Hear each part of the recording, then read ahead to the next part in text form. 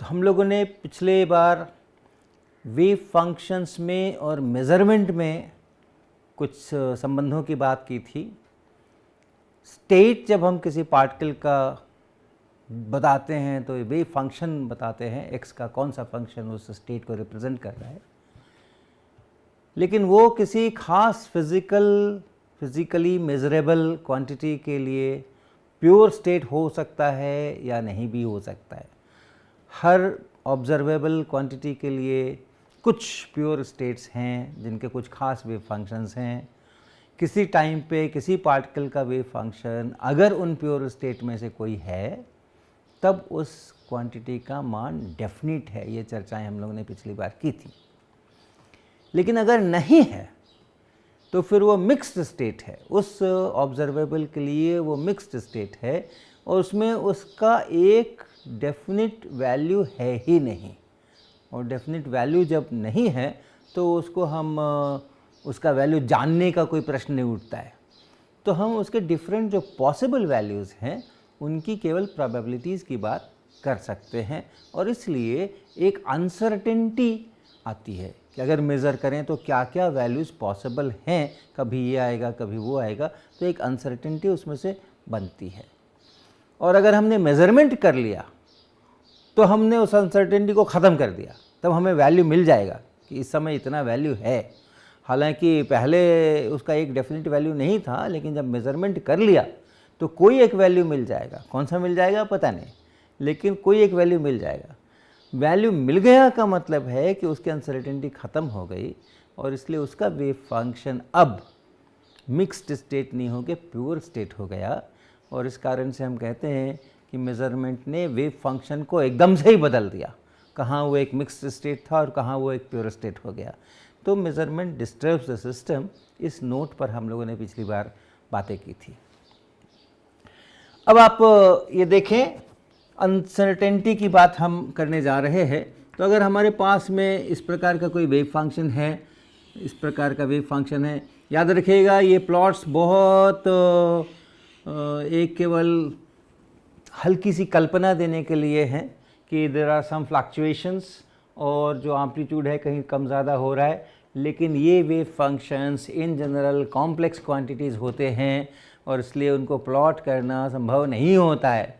लेकिन हाँ, उसका आप मैग्नीट्यूड ज़रूर निकाल सकते हैं, कॉम्प्लेक्स कॉन्जुगेट से गुना करके वो रियल क्वांटिटी होती है उसको आप प्लॉट कर सकते हैं। लेकिन उसके अंदर में पीरियोडिसिटी भी कुछ हद तक होती हैं, इसलिए हम लोग कुछ पीरियोडिसिटी है बताने के लिए ऐसा ऐसा ग्राफ खींचते हैं, ऐसा वेव फंक्शन हम लोग बताते हैं। तो ये अगर हैं, और अगर हम इसमें पोजीशन की बात करें तो ये पोजीशन का प्योर स्टेट नहीं है। पोजीशन जहाँ जहाँ वेव फंक्शन है वहाँ वहाँ पोजीशन होता है। आप जानते हैं प्रोबेबिलिटी होती है किस बात की, x से x प्लस dx, इस बीच अगर मैं मेज़रमेंट करूं तो इस बीच पाऊंगा, यानी इस मिक्स्ड स्टेट में इस वाले पार्ट का कितना कंपोनेंट है, दूसरा x बदल दूं मैं तो उस वाले पार्ट का कितना कंपोनेंट है, उसके अनुसार ये प्रोबेबिलिटीज़ डिसाइड होती हैं। और ये प्रोबेबिलिटी आप जानते हैं Sai x square mod square dx, ये इसकी प्रोबेबिलिटी बनती है। तो यानी यहाँ प्रोबेबिलिटी शायद 0 या बहुत कम होगी, यहाँ करीब 0 ही होगी, यहाँ पे कुछ ज़्यादा होगी जहाँ इसका मैग्नीट्यूड ज़्यादा है। तो अनसर्टेनिटी है। तो इस अनसर्टेनिटी को हम लोग मैथमेटिकली उसका एक वैल्यू देते हैं कि अनसर्टेनिटी यानी कितनी अनसर्टेनिटी है। अगर हम इसको लीनियर मोमेंटम के टर्म्स में सोचेंगे तो ये उसका भी प्योर स्टेट नहीं है। उसके जो प्योर स्टेट्स होते हैं वो आप जानते हैं, वो पूरे -इन्फिनिटी से +इन्फिनिटी तक समान एम्पलीट्यूड से वैरी करते हैं, लेकिन उनके भी कॉम्बिनेशंस करके ये हम कंस्ट्रक्ट कर सकते हैं।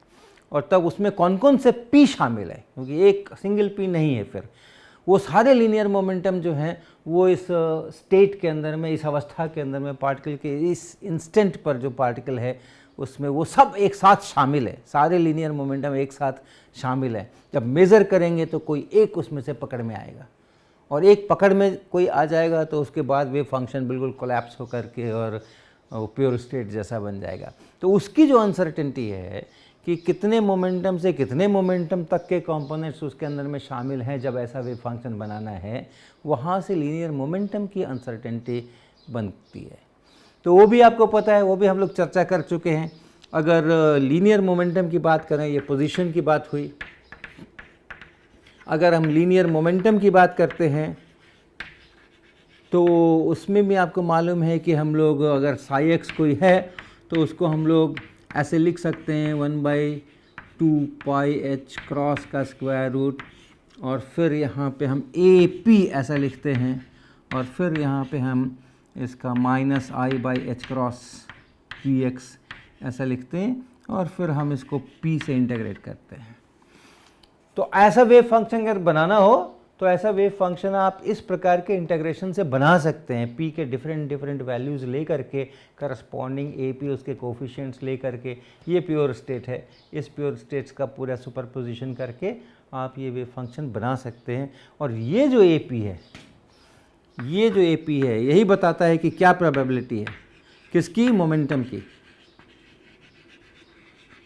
जो बहुत सारे मोमेंटम मिल करके इसको बना रहे हैं, उसमें से जो P से P प्लस DP, ये जो पार्ट है इस वेव फंक्शन में, इस वाले वेव फंक्शन का जो पार्ट है वो हम इस AP से पता करते हैं, और वो हम कहते हैं AP का square into DP।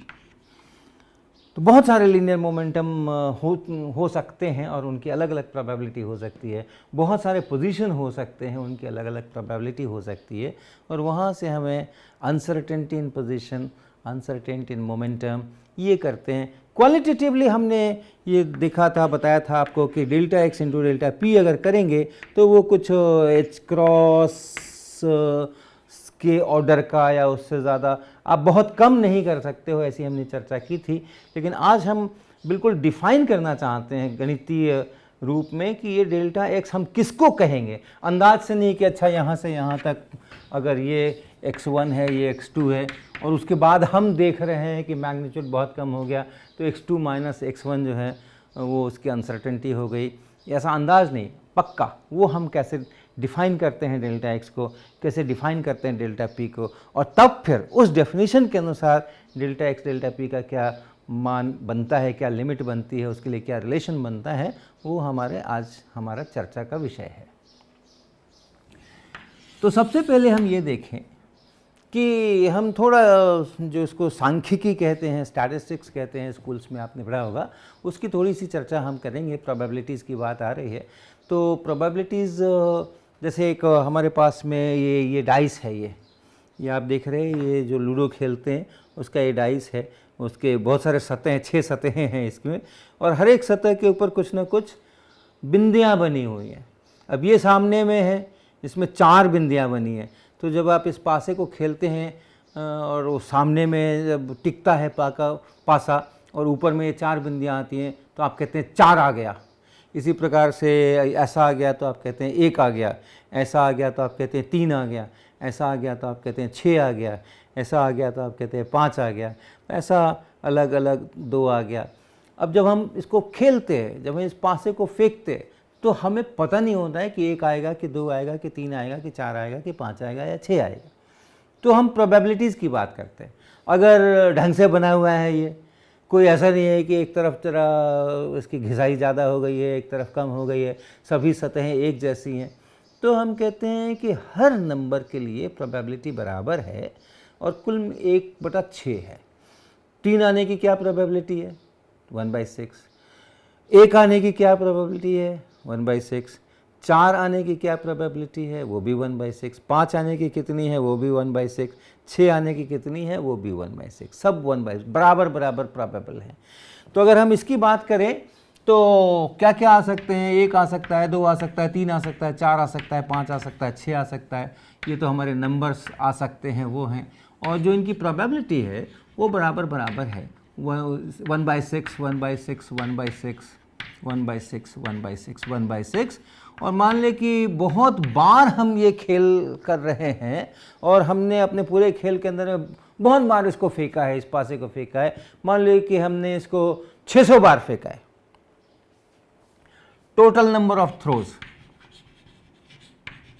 Large number हम लेके चलना चाह रहे हैं, टोटल नंबर ऑफ थ्रोज 600, तो कितनी बार 1 आना चाहिए? अगर सभी की बराबर बराबर प्रोबेबिलिटी है, 600 बार हमने टोटल फेंका है, तो कितनी बार 1 आना चाहिए? तो 600 इंटू 1/6, सभी को बराबर बराबर आना चाहिए। 1 कितनी बार आना चाहिए? तो 1 भी आना चाहिए 100 बार, 2 भी आना चाहिए 100 बार, 3 भी आना चाहिए 100 बार, 4 भी आना 100 बार, 5 को भी 100 बार आना चाहिए, 6 को भी 100 बार आना चाहिए। और बड़ी जब संख्याएं होती हैं और तब हम उसमें ये प्रोबेबिलिटीज़ के रूल्स लगाते हैं, तो जब हम कहते हैं कि 100, तो इसका मतलब ये नहीं है कि 99 बार नहीं आ सकता, उसको 100 बार ही आना पड़ेगा, या 98 बार नहीं आ सकता, या 102 बार नहीं आ सकता, लेकिन वो वेरिएशन कम हो जाता है, काफ़ी कम हो जाता है। हाँ, आप 6 बार फेंको और उसमें कहो कि नहीं हर बार एक एक सबको आना चाहिए, तो वो उसमें बहुत गड़बड़ हो सकती है। लेकिन आप 600 बार फेंको और आप कहो कि 100 आना चाहिए, तो आप पाओगे कि कोई बहुत ज़्यादा गड़बड़ नहीं हो रही है। 100 की जगह मान लो कभी 600 में करने से 96 ही हो गया या 104 ही हो गया, लेकिन ऐसे नहीं होगा कि वो 20 बार आ जाए और कोई दूसरा जो है वो 150 बार आ जाए। ऐसा हो रहा है तो इसका मतलब है कि प्रोबेबिलिटीज़ बराबर नहीं है, उसका जो सतहें हैं वो एक जैसी नहीं है, कहीं कोई कोना टूटा हो सकता है, या कोई एक साइड भारी हो सकता है, और कुछ ना कुछ हो सकता है। अगर सब बराबर हैं तो ऐसा ही आना चाहिए। अब एक और गणित कर लीजिए, आपकी जो संख्याएं ऊपर आई हैं, पासा फेंकने पे जो ऊपर संख्याएं आई हैं, 600 बार हमने फेंका, हर बार क्या क्या आ गया, हमने कभी 1 आया, कभी 2 आया, कभी 5 आया, उन सब का एवरेज क्या है, उन सब का औसत निकालिए, उन सब का एवरेज कितना है। तो वो एवरेज कैसे निकालेंगे? तो वो एवरेज निकालने के लिए आप क्या करेंगे, आप सबको जोड़ेंगे, सबको जोड़ेंगे। अभी 1 आ गया, फिर 5 आ गया, तो 1 और 5 6 आ गया, फिर 3 आ गया तो 8 आ गया, फिर 2 आ गया, फिर 1 आ गया, फिर 4 आ गया, फिर 6 आ गया, फिर 2 आ गया, फिर 4 आ गया, सबको आपको जोड़ना है। तो वो जोड़ कितना आने वाला है? ये कितनी बार आया है? 100 बार आया है। तो सबको जब जोड़ना है तो हम ऐसे भी कर सकते हैं कि सारे 1 वाले एक साथ जोड़ लें, सारे 2 वाले एक साथ जोड़ लें, सारे 3 वाले एक साथ जोड़ लें, और फिर उन सबको आपस में जोड़ दें। तो वो अगर करें तो देखिए 1 आया है 100 बार, तो उसको अगर आप जोड़ेंगे तो 1 × 100 इतना हो जाएगा। 2 आया है 100 बार, उन सारे 2 2 2 2 को जब जोड़ेंगे तो वो 2 × 100 हो जाएगा, फिर 3 × 100 हो जाएगा, 4 × 100 हो जाएगा, फिर 5 × 100 हो जाएगा, और फिर अंत में 6 × 100, 6 ये भी 100 बार आया है, तो ये सब हो जाएंगे। और सबको जोड़ दिया। भाग किससे लगाना है? औसत लगाने के लिए भाग किससे लगाना है? कितनी संख्याएं जोड़ी? 600 संख्याएं जोड़ी हमने, तो इसलिए 600 से भाग लगाना है। क्या बना?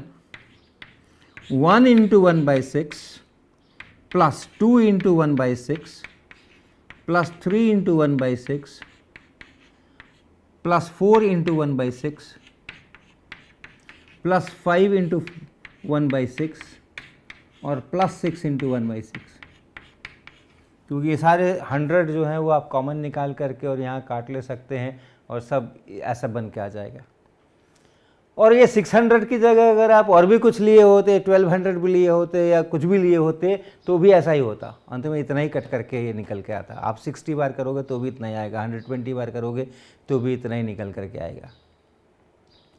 तो यानी लार्ज नंबर ऑफ ट्रायल्स अगर करें और तब फिर उस संख्या जो आ रही हैं बार बार उसका औसत निकालें, तो वो औसत निकालने के लिए वो जो नंबर्स हैं जो आ सकते हैं उनको उनकी प्रोबेबिलिटी से गुना करना है और जोड़ देना है।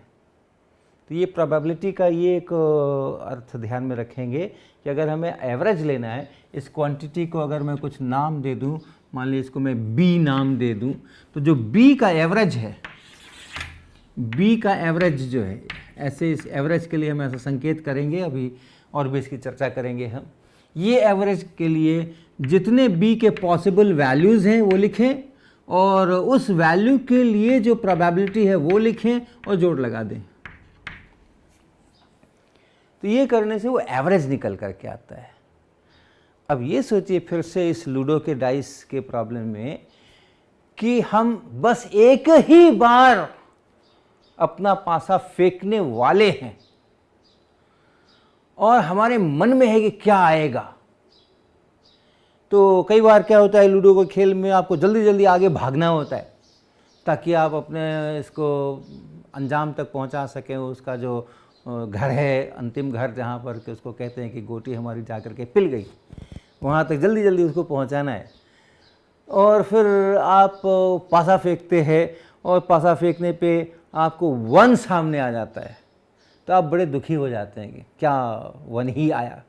और अगर आपको 6 आ जाए या 5 आ जाए तो आपको अच्छा लगता है। यानी आपके मन में कुछ अपेक्षा है, किसी संख्या की अपेक्षा है, उससे कम अगर आता है तो आपको लगता है कि बड़ा कम आया, उससे ज़्यादा अगर आता है तो आपको लगता है कि हाँ बहुत बढ़िया, ज़्यादा आ गया। वो अपेक्षा क्या है, एक्सपेक्टेशन क्या है? वो एक्सपेक्टेशन हमारा यही एवरेज है। ये एवरेज अगर आप निकालेंगे तो 3.5 आएगा। ये अगर आप करें 1 × 1/6 + 2 × 1/6 अगर आप पूरा कैलकुलेशन करें तो 3.5 आने वाला है। ये एक अनजाने में मन में 3.5 हमारे मन में होता है। अगर उससे ज़्यादा आता है, 4, 5, 6 आता है तो हमें लगता है हाँ कुछ बढ़िया आ गया। उससे कम आता है, 1, 2, 3 आता है तो हमें लगता है कि वो कुछ गड़बड़ हो गई, बड़ा किस्मत ख़राब थी हमारी, क्या 1 आ रहा है, हम धीरे धीरे खिसक रहे, और 5 आ रहे हैं, 4 आ रहे हैं, 6 आ रहे हैं तो आपको लगता है कि हाँ बड़ा बढ़िया है। तो वो हम उसके लिए बाकायदा एक नाम देते हैं गणित के अंदर में, और वो नाम है एक्सपेक्टेशन वैल्यू। कोई नंबर है जिसके बहुत सारे, कोई वेरिएबल है जिसके बहुत सारे वैल्यूज़ पॉसिबल है, और हर वैल्यू की अपनी अपनी प्रोबेबिलिटी है। हमें कुछ पता नहीं है, हम एक ही बार कर रहे हैं, एक ही बार मेरा एक्सपेरिमेंट होने जा रहा है। लार्ज नंबर ऑफ एक्सपेरिमेंट होगा तब तो हम कैलकुलेशंस कर लेंगे, इतनी बार ये आना चाहिए, उतनी बार वो आना चाहिए, उतनी बार वो आना चाहिए।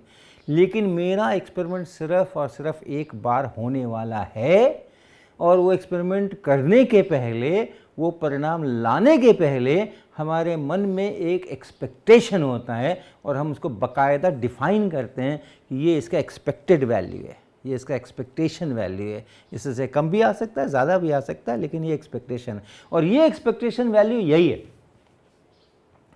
ये जो लॉन्ग आप बहुत बार करें और एवरेज निकालें, बहुत बार अगर हम करें और एवरेज निकालें, वही मेरा एक्सपेक्टेशन वैल्यू होता है। अगर हम 100 बार अपना पासा फेंकें और फिर एवरेज निकालें तो वही 3.5 आएगा। वही 3.5 हमारा एक सिंगल थ्रो के लिए वो हमारा एक्सपेक्टेशन वैल्यू है। तो इसको हम लोग कहते हैं एक्सपेक्टेशन वैल्यू।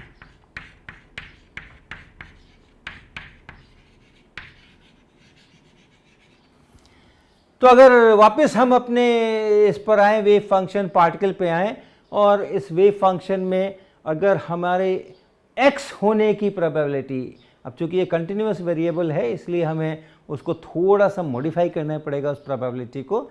जो pi है वो pi नहीं हो करके, चूँकि कंटिन्यूअस है तो एक इंटीग्रेशन होगा, और वो करेंगे अभी हम, यही इसी उदाहरण से स्पष्ट हो जाएगा। तो x से x + dx आने की जो प्रोबेबिलिटी है वो इतनी है। तो इसके लिए हम पोजीशन का जो एक्सपेक्टेशन वैल्यू बोलेंगे, अलग अलग वैल्यूज़ हो सकते हैं पोजीशन के। अभी मेज़र करो तो यहाँ है, उसी स्टेट में, क्योंकि ध्यान रखना मेज़रमेंट डिस्टर्ब्स द सिस्टम। तो एक बार मेज़रमेंट कर लिया तो फिर उसके बाद तुरंत दोबारा मेज़रमेंट करेंगे तो फिर कोई अनसर्टेनिटी नहीं है। लेकिन जो ओरिजिनल स्टेट है अनसर्टेन, ये वाला, इसी स्टेट में अगर हम बार बार प्रयोग करें, बार बार पोजीशन मेज़र करें, तो अलग अलग वैल्यूज़ आने की अलग अलग प्रोबेबिलिटीज़ है। और एक्सपेक्टेशन वैल्यू के लिए हम इसी का इस्तेमाल करेंगे, और वो होगा, इस समेशन की जगह वो इंटीग्रेशन होगा। और जो वैल्यू है x की, जो वैल्यू है वो हम x लिखेंगे, और जो प्रोबेबिलिटी है वो प्रोबेबिलिटी है वो लिखेंगे। तो इसको कहते हैं हम एक्सपेक्टेशन वैल्यू। और अपने दिमाग में आप सोच सकते हैं कि अगर बार बार करें तो जो एवरेज आने वाला है वही एक्सपेक्टेशन वैल्यू आने वाला है। और इसी तरीके से अगर हम x² करें, x² का हम एक्सपेक्टेशन वैल्यू ढूंढें, तो x अगर आ गया तो हमारा x से x² तो फिक्स्ड है, उसके लिए तो कोई अनसर्टेनिटी है नहीं। एक बार अगर x मालूम हो गया तो x² मालूम हो गया। तो x² के होने की एक खास वैल्यू होने की प्रोबेबिलिटी वही है जो करस्पॉन्डिंग x के होने की है। तो इसलिए अगर x² का आप एवरेज करो तो वो एवरेज आएगा इसी प्रकार से x² Sai x mod square D x, ऐसा आने वाला है। अब स्टैटिस्टिक्स में एक और बहुत उपयोगी व्यंजक हम लोग इस्तेमाल करते हैं, एक्स स्क्वायर का एवरेज और माइनस एक्स के एवरेज का स्क्वायर। देखिए फ़र्क, ये एक्स स्क्वायर का एवरेज है और ये एक्स के एवरेज का स्क्वायर है, और ये क्वांटिटी अगर आप निकालें तो ये बताता है कि आपके जो वैल्यूज़ हैं वो वैल्यूज़ कितने फैले हुए हैं। अगर बार बार आप एक्सपेरिमेंट करें और वो डिफरेंट वैल्यूज़ आएँ तो वो कितने फैले हुए हैं, उसके अंदर में क्या अनसर्टेनिटी कितनी है, वो इससे पता चलती है। इसको वेरिएंस कहा जाता है, स्टैटिस्टिक्स में इसको वेरिएंस कहा जाता है। और इसका जो स्क्वायर रूट है, जो कि वो वैल्यूज़ कितना एक दूसरे से अलग अलग हैं, फैले हुए हैं, उसकी ये नाप है, इसको कहते हैं स्टैंडर्ड डेविएशन।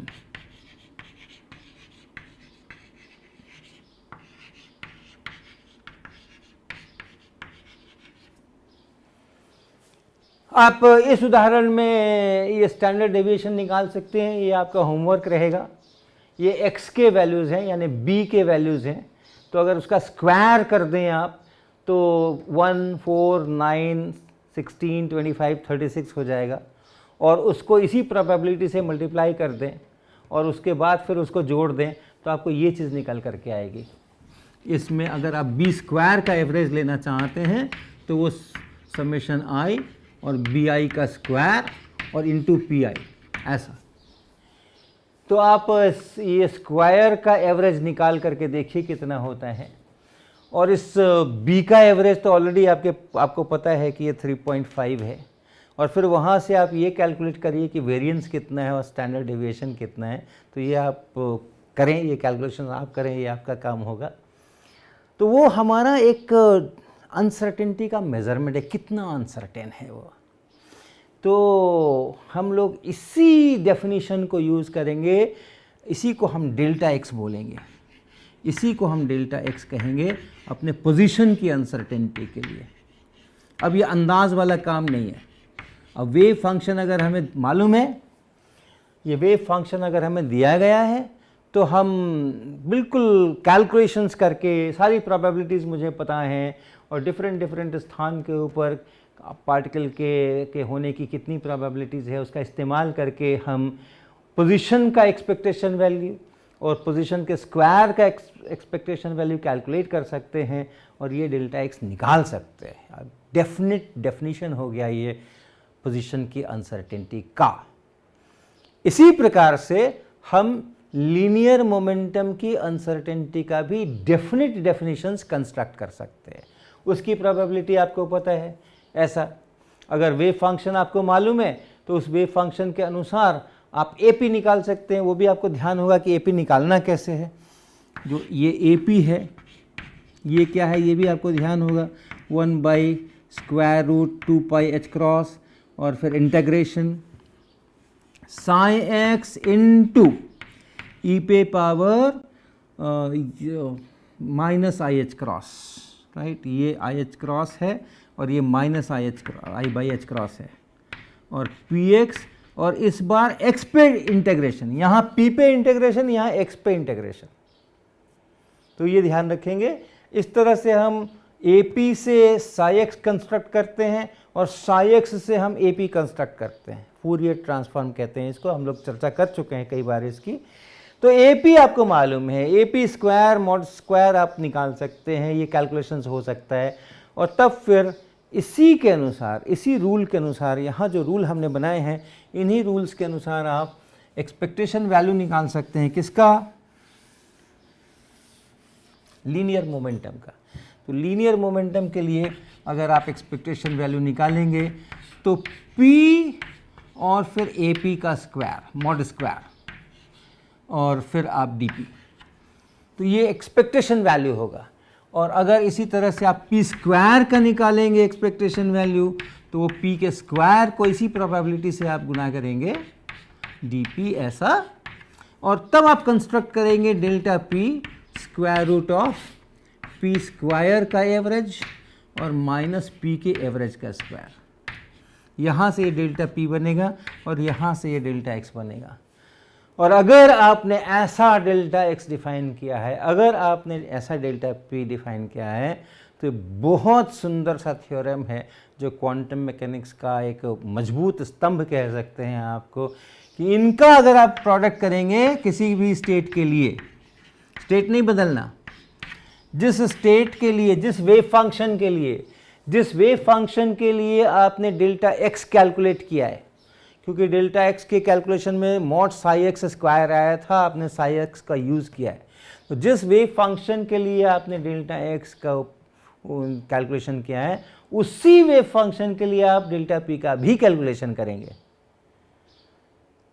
तब उनको अगर आप गुना करते हैं डेल्टा एक्स और डेल्टा पी एक्स को, तो आपको जो चीज़ निकल करके आती है, that must be greater than और equal to h cross by 2।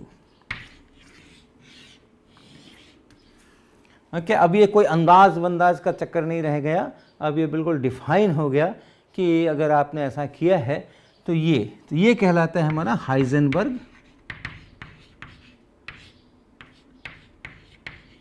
Uncertainty principle.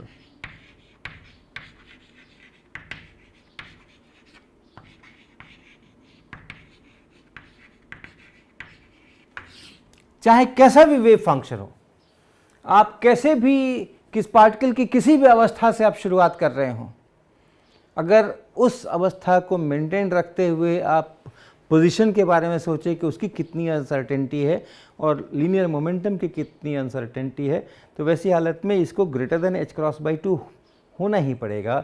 तो आप एक साथ डेल्टा एक्स और डेल्टा पी को बहुत कम नहीं कर सकते हैं। अगर आप डेल्टा एक्स को बहुत कम कर सकते हैं, इसको आप बहुत कम कर सकते हैं, अगर आपके पास पोजीशन नापने के बड़े अच्छे यंत्र हों तो आप बिल्कुल नाप सकते हैं, और जितना अच्छा यंत्र होगा उतना सर्टेनिटी के साथ वो बताएगा कि हाँ इतनी दूर में है या इतनी दूर में है या इतनी दूर में है, तो आप वो डिज़ाइन कर सकते हैं।